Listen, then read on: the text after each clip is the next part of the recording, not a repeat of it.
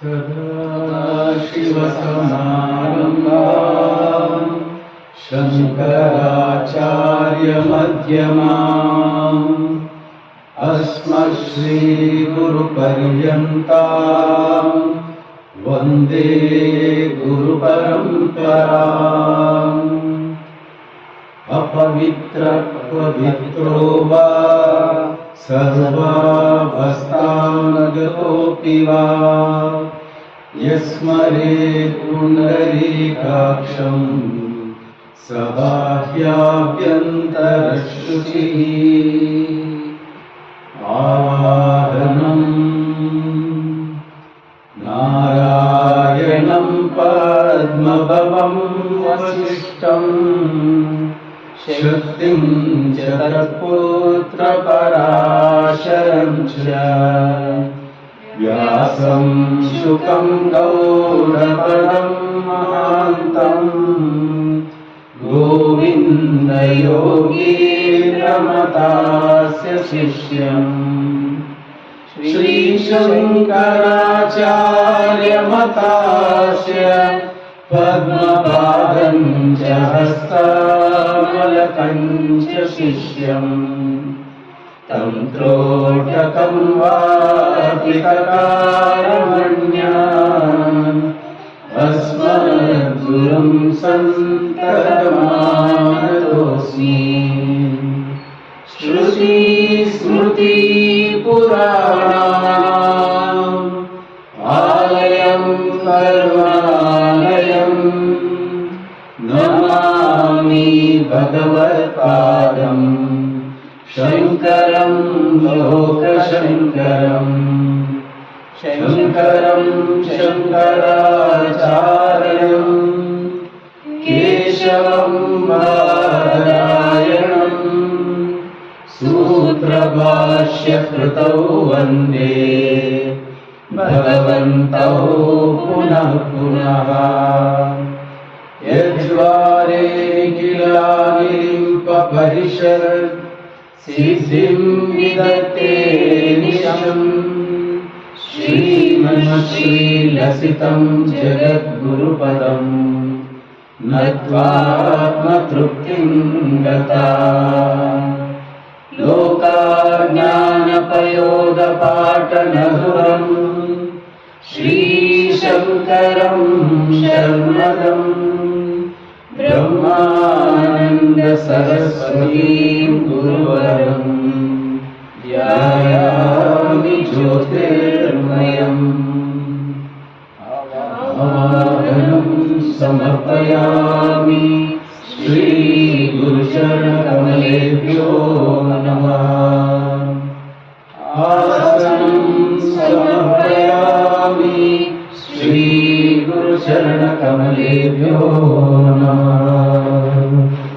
स्नानं समर्पयामि श्रीगुरुचरणकमलेभ्यो नमः। वस्त्रं समर्पयामि श्रीगुरुचरणकमलेभ्यो नमः। चन्दनं समर्पयामि श्रीगुरुचरणकमलेभ्यो नमः। अक्षतान् समर्पयामि श्रीगुरुचरणकमलेभ्यो नमः। पुष्पं समर्पयामि श्रीगुरुचरणकमलेभ्यो नमः। धूपं समर्पयामि श्रीगुरुचरणकमलेभ्यो नमः। दीपं समर्पयामि श्रीगुरुचरणकमलेभ्यो नमः। आचमनीयं समर्पयामि श्रीगुरुचरणकमलेभ्यो नमः। नैवेद्यं समर्पयामि श्रीगुरुचरणकमलेभ्यो नमः। आचमनीयं समर्पयामि श्रीगुरुचरणकमलेभ्यो नमः। ताम्बूलं समर्पयामि श्रीगुरुचरणकमलेभ्यो नमः। श्रीफलं समर्पयामि श्रीगुरुचरणकमलेभ्यो नमः।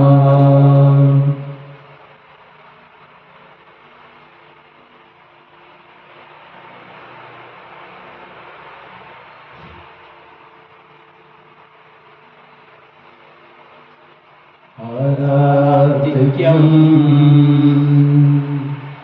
कर्पूरगौरं करुणावतारं संसारसारं भुजगेन्द्रहारं सदासन्तं हृदयारविन्दे भवं भवानी सहितं नमामि। आराधिक्यं समर्पयामि श्रीगुरुचरणकमलेभ्यो नमः। आचमनीयं समर्पयामि श्रीगुरुचरणकमलेभ्यो नमः। पुष्पाञ्जलिं गुरुर्ब्रह्मा गुरुर्विष्णु गुरुर्देवो महेश्वरः गुरुसाक्षात् परं ब्रह्म तस्मै श्रीगुरवे नमः। अखण्डमण्डलाकारं व्याप्तं येन चराचरं तत्पदं दर्शितं येन तस्मै श्रीगुरवे नमः। श्रीब्रह्मानन्दं परमसुखदं केवलं ज्ञानमूर्तिं विश्वातीतं गगनसदृशं तत्त्वमस्यादिलक्ष्यम् एकं नित्यं विमलमचलं सर्वदी साक्षिभूतं भावातीतं त्रिगुणसहितं सद्गुरुं तं नमामि।